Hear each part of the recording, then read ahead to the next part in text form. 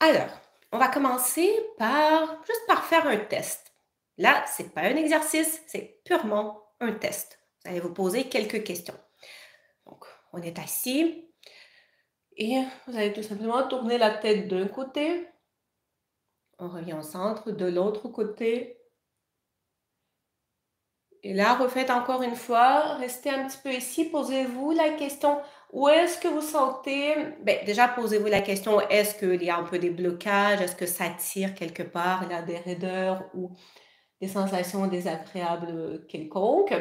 Et posez-vous la question, mettons, quand vous tournez la tête vers la gauche, est-ce que ça tire ou ça cause plus des inconforts du côté droit ou du côté gauche? On retient cette information, on revient, on fait pareil de l'autre côté, on tourne et on se pose la question, si on a des inconforts ou des blocages, est-ce que c'est, si je tourne vers la droite, est-ce que c'est plus du côté gauche les inconforts ou est-ce que c'est plus à droite? Donc, ce que je vais vous dire, bon, ça reste pas une science exacte, mais ça peut être une observation très intéressante à faire. Donc, si, tiens, je veux dire que vous tournez la tête vers la gauche, si lorsque vous tournez la tête vers la gauche, vous sentez plus que ça tire, attendez, juste pour être sûr de ne pas me tromper, oui, donc quand vous tournez la tête vers la gauche, quand vous sentez que, attendez, que ça tire du côté droit. Oui, donc quand on tourne vers la gauche, si ça tire du côté droit, dans cette région-là ici, on a des fortes chances que le raccourcissement est au niveau du trapèze du côté gauche. Et oui, là, je ne me suis pas trompée. Quand on tourne vers la gauche, si ça tire du côté droit, il a des fortes chances que ce soit le trapèze du côté gauche et le sternoclédomastoïdien du côté gauche qui soit raccourci. On va dire c'est pas une science exacte, mais ça tend plus vers ça. Vous allez me dire, mais comment ça se fait, Marina, je tourne vers la gauche, ça tire à droite, mais le problème est à gauche, je comprends plus rien. C'est juste, c'est juste comme ça, ok? En fait, le raccourcissement des muscles du côté gauche va tirer dans cette position sur les muscles du côté droit et va créer cette sensation du côté droit. À l'inverse, si quand je tourne la tête vers la gauche, je sens la raideur et l'inconfort du côté gauche, les chances sont plus grandes que le problème est effectivement du côté gauche, mais plus au niveau du muscle élévateur de la scapula du côté gauche. Okay? Bon, si vous avez eu un petit peu du mal à suivre, vous pourrez réécouter cet extrait ensuite en replay. Je sais que c'est un peu... le cerveau peut être un petit peu perdu. Mais ça peut être quand même intéressant de tenir compte de ça, de cette observation-là, pour un peu mieux comprendre qu'est-ce qui se passe au niveau de notre corps et quels muscles ont besoin d'être un petit peu plus relâchés pour nous aider à libérer le mouvement en question. Évidemment, c'est possible aussi d'être en présence d'une situation où tous les muscles sont raides et raccourcis, aussi tous les élévateurs de la scapula des deux côtés, tous les trapèzes des deux côtés. Dans ce cas, peu importe où on va tourner, ça va juste tirer, être inconfortable partout aussi. Ouais. Alors, maintenant qu'on a fait cette première observation, on va observer également le rôle des yeux dans le mouvement de vos cervicales et vice-versa. Je vous invite à faire un petit test. Ce que vous allez faire, vous allez placer vos doigts vraiment ici. Là, vous sentez ici, on a l'os. C'est l'os occipital de chaque côté. Là, si je marche un petit peu à l'intérieur, il y a le creux. Oui? Donc, des deux côtés, vous allez garder vos doigts dans la région de ce creux. Oui, à peu près. Et là, je vous invite juste à bouger les yeux et prenez un moment pour vous concentrer sur ce que vous ressentez au niveau de votre corps, particulièrement dans la région où vous avez placé vos doigts. Oui, donc on est là ici. Si jamais on porte les lunettes, ça peut être pratique d'enlever les lunettes aussi. Hein. Juste tout simplement, on bouge les yeux à haut, à droite, bougez un petit peu partout. Et vraiment, ça demande quand même une bonne capacité de bien porter attention sur nos sensations, donc ce sens de proprioception. Mais vous devrez sentir que quand vous bougez vos yeux, qu'il y a des micro-mouvements que vous ressentez dans cette région-là ici. On est dans la région des muscles sous-occipitaux, là par ailleurs, parce que le mouvement des yeux et justement le mouvement de ces petits muscles, il est très, très, très connecté. Okay? D'où aussi parfois quand on a les yeux très, très fatigués ou quand on a pendant toute la journée entière, on a fixé un point, exemple notre écran, ou voilà, on a fixé un point. Ben, déjà, juste le fait que les yeux n'ont pas bougé, ça peut affecter aussi nos sous-occipitaux et contribuer à ces raideurs qu'on va ressentir au niveau, à la base de la nuque. Ouais. Donc, par rapport à ça, on va commencer tranquillement à intégrer les premiers exercices qui vont directement intégrer le mouvement des yeux. Donc, ce qu'on va faire, vous allez vous asseoir le plus droit possible. Là, ce n'est pas le but forcément du live d'aujourd'hui, mais au départ, on veut quand même avoir la tête qui est le mieux placée possible. Ça, j'ai beaucoup parlé de ça dans la série de vidéos que je fais, le défi Belle Posture. Hein. Le premier cours que j'ai fait du défi Belle Posture était très orienté justement sur la tête déplacée vers l'avant, sur comment retrouver une meilleure position possible. Donc, par rapport à ça, je vous réfère vers cette série de vidéos. Okay? Défi Belle Posture. J'ai même une playlist, ma chaîne YouTube. Donc, à partir de là, tiens, vous allez regarder vers la gauche avec vos yeux. On maintient le regard vers la gauche et là, on va pencher la tête vers la gauche. Comme ça ici. On reste ici un petit peu. Peut-être il y a un petit peu des inconforts ou des raideurs. Pour l'instant, observez, respirez. Ça peut être un petit peu fatigant pour les yeux, mais c'est OK. Justement, moins vos yeux sont habitués de bouger et plus ils sont habitués de fixer tout le temps un point devant, ben, plus ça peut être un petit peu inconfortable au départ, mais c'est justement ça qui est important aussi. On refait de l'autre côté. Je regarde vers la droite, je penche la tête de côté vers la droite. On reste ici un petit peu, tout en respirant.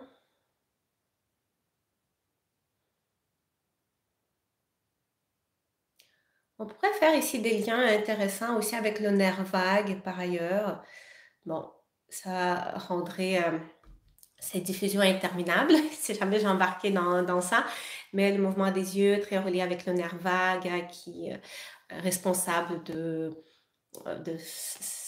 lorsque le nerf vague n'est pas suffisamment actif, on va être davantage pris dans un état de stress. Donc, les mouvements des yeux, vraiment, ça va avoir tendance aussi à apaiser un peu, à activer le nerf vague et de nous apaiser un petit peu. Bref, on ne va pas embarquer dans ça aujourd'hui. On reprend avec les yeux. Cette fois-ci, on va faire l'inverse. Vous allez regarder vers la droite et tout en regardant vers la droite, vous allez pencher la tête vers la gauche.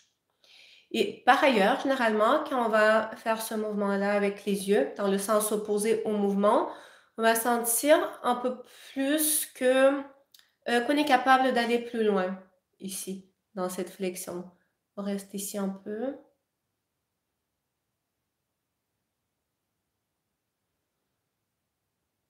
On revient. Recentrez-vous. Tel que j'ai dit, c'est normal si voilà, on sent que le corps est un petit peu en train de paniquer. Surtout si vous savez que oui, vous fixez souvent un seul et même point. Ça peut être nouveau pour le corps. Donc, on regarde maintenant vers la gauche et tout en regardant vers la gauche, je penche la tête vers la droite. On reste ici un petit peu.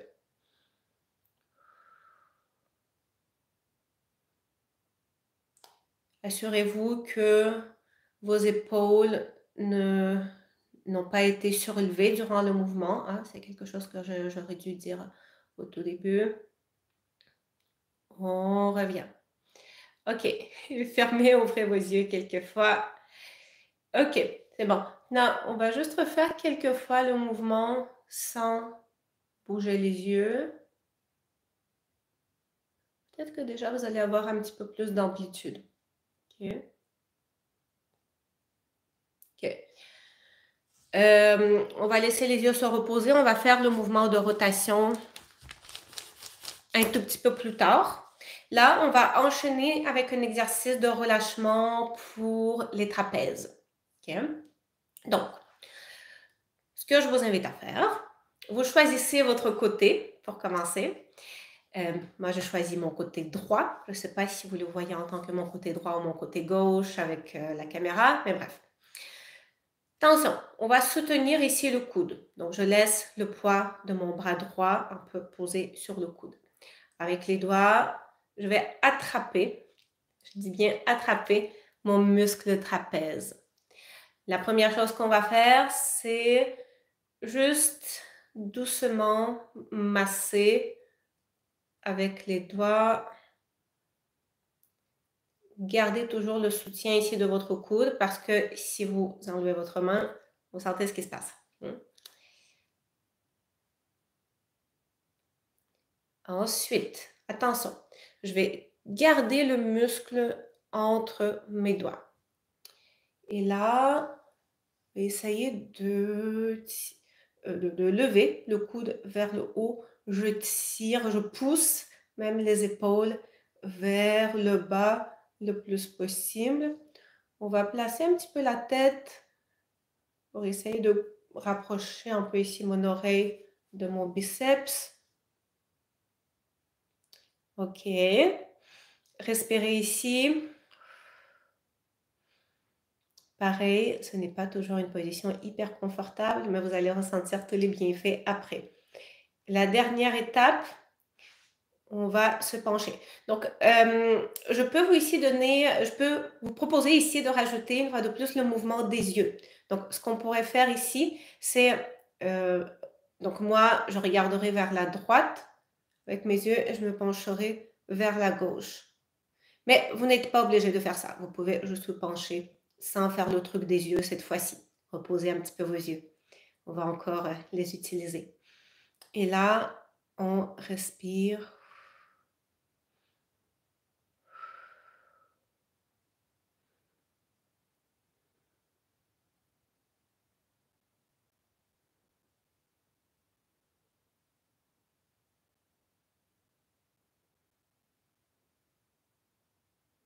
On revient au centre. On redescend. Faites quelques petits mouvements avant de répéter de l'autre côté. Alors, l'autre côté, je soutiens mon coude. J'attrape mon trapèze.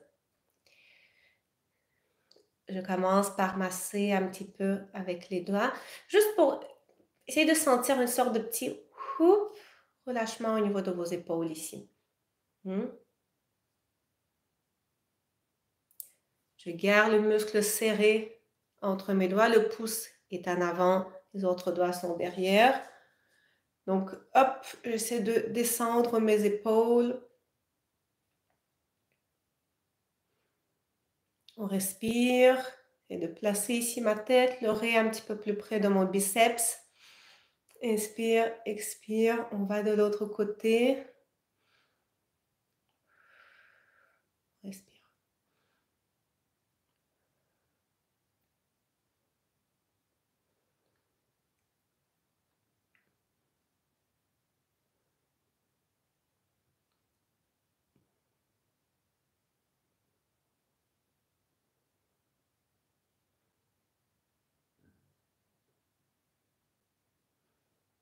On revient au centre, lentement redescendez. Hop, quelques petits mouvements.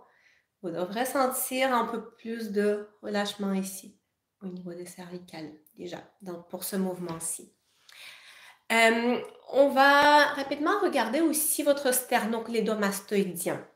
Donc, les muscles, les gros muscles ici de chaque côté, qui particulièrement si vous avez tendance à avoir la tête déplacée vers l'avant, seront très souvent douloureux et très, très, très raides. Donc, pour commencer, ce que je vous invite à faire, c'est de faire une petite exploration. Ouais, donc, ce muscle il démarre à cet endroit-là ici, derrière l'oreille, et il descend et s'attache au niveau à la base ici de la clavicule. Donc, commencez. Par ailleurs, quand vous faites ça, vous pouvez tourner un petit peu la tête sur le côté et juste palpez-le à des endroits différents. Et voilà, posez-vous la question.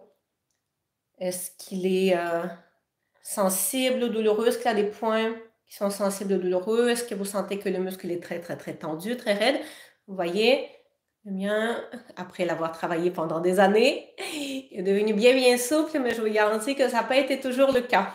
Il fut un temps, ce muscle, ça a été du béton.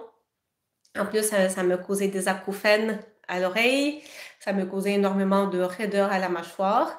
Avec de la patience, avec de la persévérance, en mettant en place les bons exercices, les bonnes astuces, on arrive à complètement relâcher. Là, vous voyez, là, je le touche, il n'est plus sensible du tout. Et voilà. Donc, tout ça pour dire que si vous trouvez des points ici qui sont vraiment sensibles, ça peut être même un point que vous pouvez sentir que quand vous appuyez sur ce point, ça peut même irradier un petit peu à d'autres endroits, même dans la joue, voilà, un petit peu derrière. Ça veut dire que vous êtes sur un point de trigger. Donc, dans ce cas, ce que vous allez faire, vous allez garder un appui sans trop vous martyriser non plus, hein, trouver l'appui juste là, et vous allez maintenir l'appui pendant, je vous recommanderais de tenir l'appui pendant au moins 1 minute sur ce point-là tout en respirant. Donc, on va dire que voilà, j'ai trouvé un point sensible ici. Dans ce cas, je garderai le muscle un petit peu pincé et je respire. Et vous allez voir qu'à force de garder cet appui, voilà, après 30 secondes, 60 secondes, la sensibilité va un petit peu diminuer et la sensation que quand ça irradie, hein, va diminuer aussi. Oui? Donc, on regarde d'un côté, vous faites ça, ensuite vous faites de l'autre côté. Vous voyez, aujourd'hui, étonnamment, mon sternoclénomastoïdien droit est un tout petit peu plus sensible. Je me dis, il pourrait bénéficier d'un petit relâchement.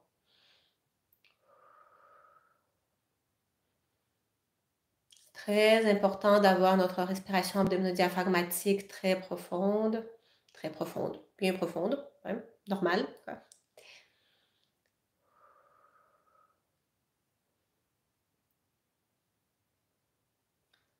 Voilà.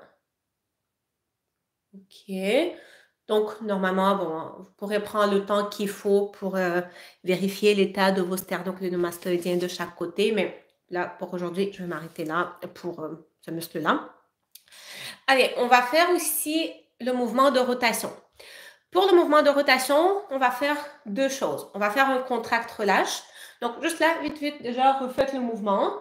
Bon, il y a des fortes chances qu'après ce qu'on vient de faire, vous ressentiez déjà un petit peu plus de liberté du mouvement, mais on va encore en rajouter. Oui.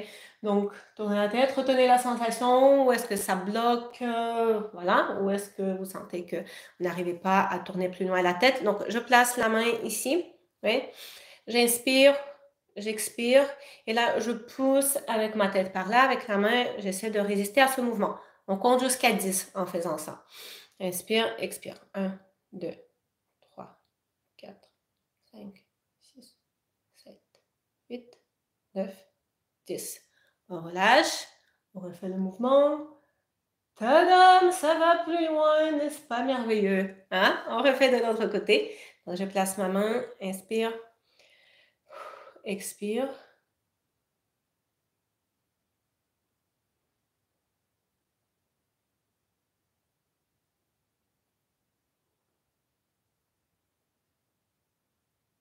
Pendant 10 secondes, on relâche, on refait le mouvement. Ça va plus loin, n'est-ce pas merveilleux? On profite de ce mouvement, de ces quelques degrés de plus, nouvellement retrouvés en faisant quelques fois en rotation. Ouais. Maintenant, attention, ça c'est un petit peu plus difficile pour les yeux, mais on va quand même le faire. On va dire que je vais tourner ma tête vers la gauche. Donc là, ce qu'on va faire, je vais regarder vers ma droite. Donc, je regarde par là et tout en essayant de maintenir mon regard par là, je tourne lentement ma tête vers la gauche. Une fois que je sens que je suis au bout du mouvement, je peux recentrer mes yeux. Ça, c'est quelque chose, une fois de plus, qui vous aidera à encore gagner quelques degrés de plus en amplitude. On revient lentement.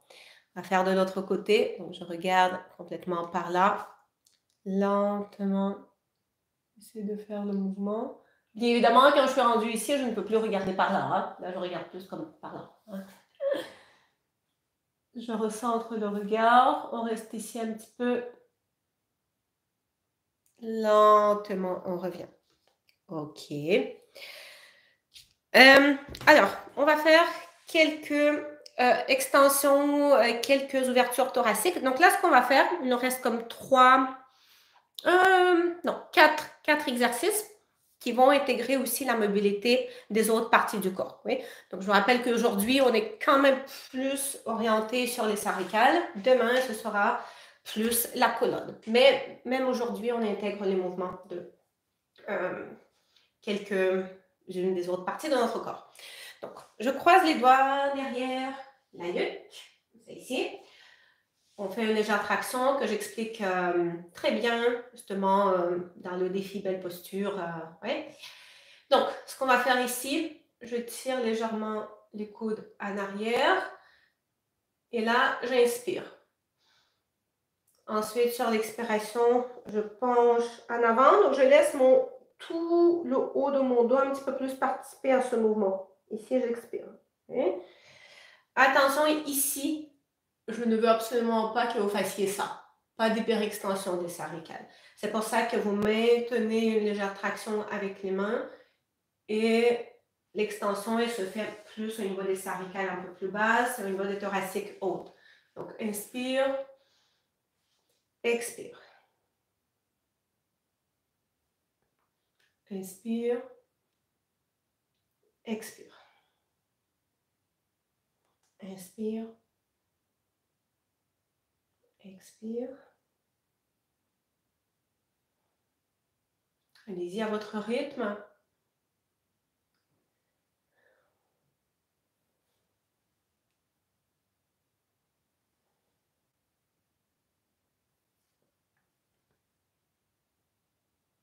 Ok.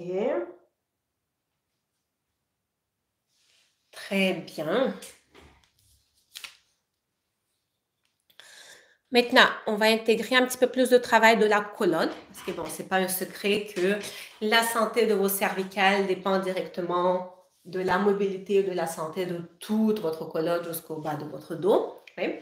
Donc là, on va travailler un petit peu sur les rotations en se concentrant sur la dissociation du mouvement un petit peu plus bas au niveau de votre colonne. Je vous explique. Quand on fait le mouvement de rotation, quand je fais ça, le mouvement se fait comme en deux temps. Il y a deux étages, si vous voulez. Il y a une partie du mouvement qui se fait entre le bassin et ma cage thoracique. Oui, vous voyez, ma cage thoracique, elle tourne. Une partie du mouvement se fait plus entre mes épaules et ma cage thoracique. Donc, c'est plus mes omoplates qui tournent par rapport à la cage thoracique. Et un petit peu trop souvent, on va manquer de cette mobilité entre la cage thoracique et le bassin. Et donc, quand on va essayer de faire le mouvement de rotation, à cause que ça va bloquer à cet étage-là qui est plus bas, on va comme un petit peu trop compenser avec les épaules, avec les omoplates. Et ça peut contribuer, entre autres, à créer des douleurs au niveau de nos omoplates qui peuvent bien évidemment monter aussi jusqu'à notre cou. Hein? Donc, ce qu'on va faire là, vous êtes assis. Vous voyez, personnellement, je suis assise ici sur ma chaise. Mes pieds sont bien posés au sol. Je suis un peu plus sur le bord de la chaise. Même exercice peut être fait aussi en tailleur au sol. Oui, mais voilà. Bon, là, je vais rester ici comme ça. Je mets mes mains sur ma cage thoracique. Ici, mes épaules sont détendues. Ma colonne est juste bien étirée vers le haut. Donc là, j'expire, je fais mon mouvement de rotation. Je me concentre vraiment sur ce mouvement entre la cage thoracique et le bassin. Okay? Un côté, de l'autre côté. Donc, on y va en dynamique de cette façon-là.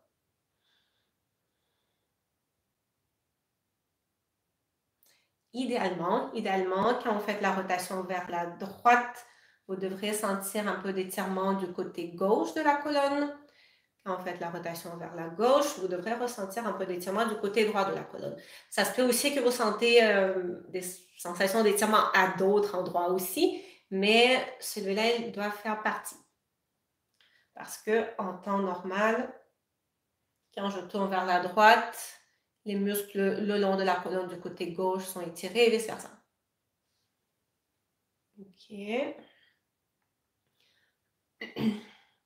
Attention, quand on fait la rotation, on maintient la colonne la plus verticale possible. On ne veut pas s'affaisser comme ça ici.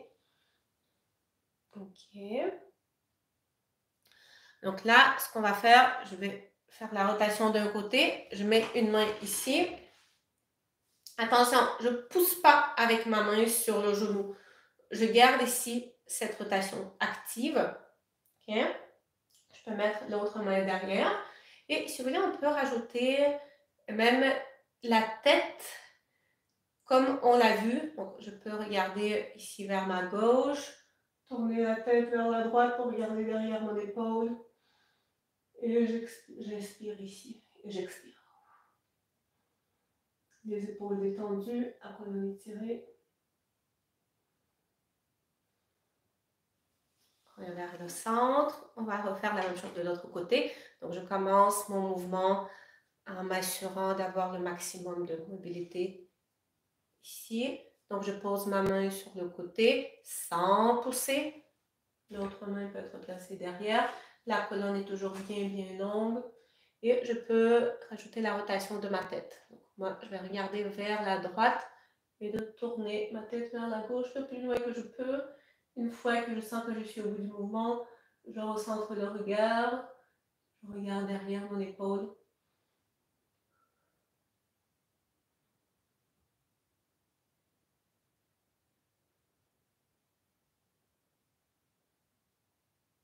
OK. Avec les rotations, une autre version un petit peu plus avancée, mais qui peut être quand même bien sympa. Pour ça, il faut vraiment s'asseoir bien sur le bord de la chaise. Je vais croiser mes mains. Là, on va aller un peu plus dans un étirement passif, avec lesquels j'encourage toujours les gens à faire bien attention. Mais voilà, si c'est quand même une posture qui peut faire beaucoup de bien. Donc, j'ai joint mes mains. Là, on essaie d'aller dans la rotation. Essaie de poser le coude sur la cuisse. Oui. Et là, ici, je suis ici dans ce mouvement de rotation. Si vous avez vraiment beaucoup de difficultés à faire ça, ben, ne le faites pas et gardez plus la version, plus l'exercice qu'on vient tout juste de faire avant.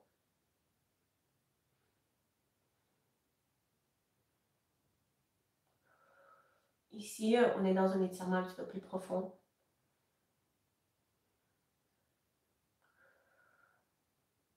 Donc, pour revenir, faites bien attention, lentement. On peut faire la même chose de l'autre côté. Donc, j'ai les mains qui sont jointes. Je suis dans la rotation. Hop. Comme vous voulez. Ici, je peux soit regarder devant moi, parce que ça en fait quand même déjà beaucoup, ou regarder un petit peu vers le plafond. C'est libre à vous.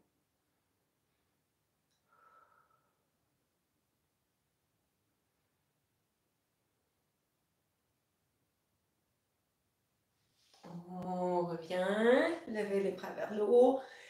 Tirez vers le haut. Inspire, expire. Et on y va avec le dernier exercice pour aujourd'hui. Là, ne vous inquiétez pas, je ne vais pas jouer du piano. Je vais m'en servir pour vous montrer l'exercice.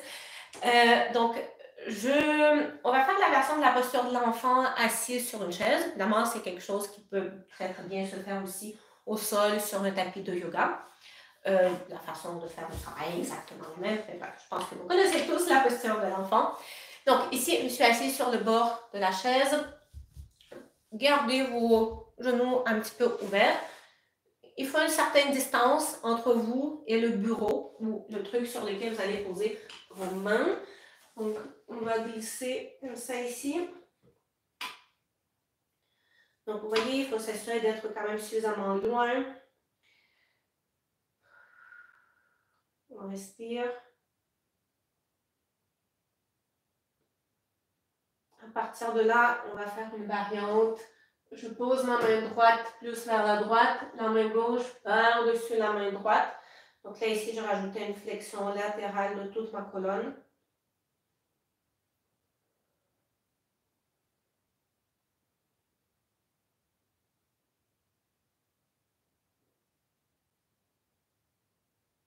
On revient ensemble. Je refais de l'autre côté, la main gauche vers la gauche. Je pose la main droite par-dessus. Cette version peut se faire aussi au sol, oui, en rajoutant les flexions latérales.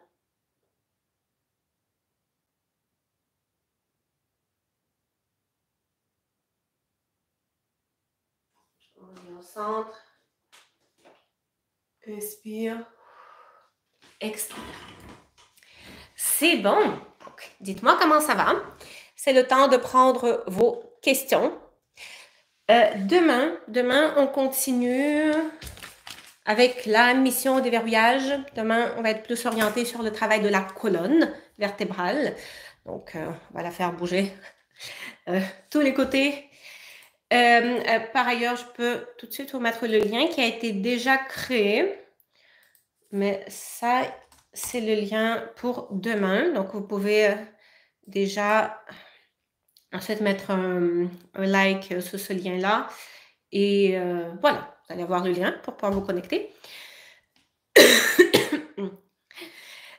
Oui, aussi, un muscle, parce que, bon, il y a un muscle dont je vous ai parlé, mais on n'a pas trop vu d'exercice pour ça. Élévateur de la scapula aussi. Je vous ai parlé au départ quand on a fait le test avec la tête. Oui, c'est ça. En rotation, je vous ai dit, quand vous tournez vers la droite, si ça tire de ce côté-là, ça veut dire vers là, toute cette histoire-là. Je vous ai parlé des trapèzes, des sternoclédomastoïdiens qu'on a travaillé en relâchement. Je vous ai parlé aussi du élévateur de la scapula qu'on n'a pas travaillé.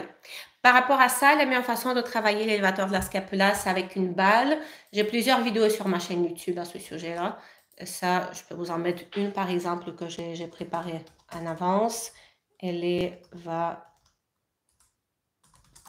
de la scapula. Mais lui, bon, il est problématique chez vraiment beaucoup de personnes. Donc, les relâchements pour élévateur de la scapula peuvent faire beaucoup de bien. Sinon, vous tapez juste yoga avec Marina. Élévateur de la scapula, vous allez avoir des vidéos qui vont sortir dans la barre de recherche. Oui. Alors, par ailleurs, si jamais vous n'avez pas encore laissé un like sur la diffusion, c'est le moment. Assurez-vous aussi d'être abonné à ma chaîne YouTube. Vous voyez, j'ai fait beaucoup de diffusions en direct depuis le début de 2025. Hein. Pour l'instant, j'envoie encore les invitations par email aux personnes qui sont inscrites sur ma boîte email et tout, mais je ne peux pas faire ça tout le temps. Okay. Donc, je vous encourage à essayer de plus en plus de suivre ce que je fais sur ma chaîne YouTube directement. Oui. Pour ça, c'est pas très compliqué. Hein. Il faut juste vous assurer d'être abonné, d'activer la cloche. Comme ça, quand je planifie une diffusion en direct, vous allez avoir la notification qui dit « Marina a planifié une telle diffusion en direct. » Oui. Donc, c'est assez simple à faire. Donc, il y a une personne qui m'a écrit une question ici. Bonjour, je suis nouveau, je présume, sur votre chaîne à 2 mois de l'opération sciatique. Comment éviter la récidive? Bon, déjà, bienvenue sur ma chaîne. Merci. Je suis toujours heureuse d'accueillir des nouveaux abonnés. Cela dit, bon, tel que vous avez compris, ces diffusions étaient plus sur la mobilité des articulations. Aujourd'hui, on était plus orienté sur le cou. Donc, c'est sûr que ça sort un petit peu du sujet de cette diffusion. Sur la sciatique, entre autres, j'ai une vidéo au sujet de la sciatique. Par ailleurs, je vais en faire d'autres aussi. Elle commence à dater. J'ai une vidéo sur sciatique, hernie discale. Donc, juste taper yoga avec Marina sciatique. Donc, déjà, vous allez voir une vidéo. Sinon, c'est sûr que j'ai très peu d'informations ici sur votre situation et de toute façon, ce ne serait pas très professionnel d'essayer de donner des conseils sur des trucs quand même, je dirais, très médicaux comme ça. Mais on travaille sur notre respiration abdominodiaphragmatique, on travaille sur la stabilité de nos muscles, des muscles de notre bassin, la stabilité lombopelvienne, parce que Je vous suggère aussi la vidéo sur sur le muscle piriforme, dans lequel je pense que l'explication que je donne dans cette vidéo-là, vous pourrez la trouver très pertinente, même si ça aborde pas directement, je vais mettre le lien, même si ça aborde pas directement la sciatique, ça fait quand même partie de la problématique. Voilà, piriforme, parce que les concepts que j'explique dans la vidéo seront fort pertinents par rapport au sciatique, mais aussi tout ce qui touche aux douleurs au niveau du dos, les douleurs dans la région des fessiers. Voilà, donc je ne vois pas d'autres questions. Dans ce cas, pour aujourd'hui, on est bon. Oui, bonjour, merci. Donc, je vous dis à demain, à la même heure. Donc, demain, ça va être vraiment sur le tapis, OK? Pour travailler sur la colonne, on va plus travailler au sol. Ça marche? Donc, bonne journée. Tu vas changer le bouton.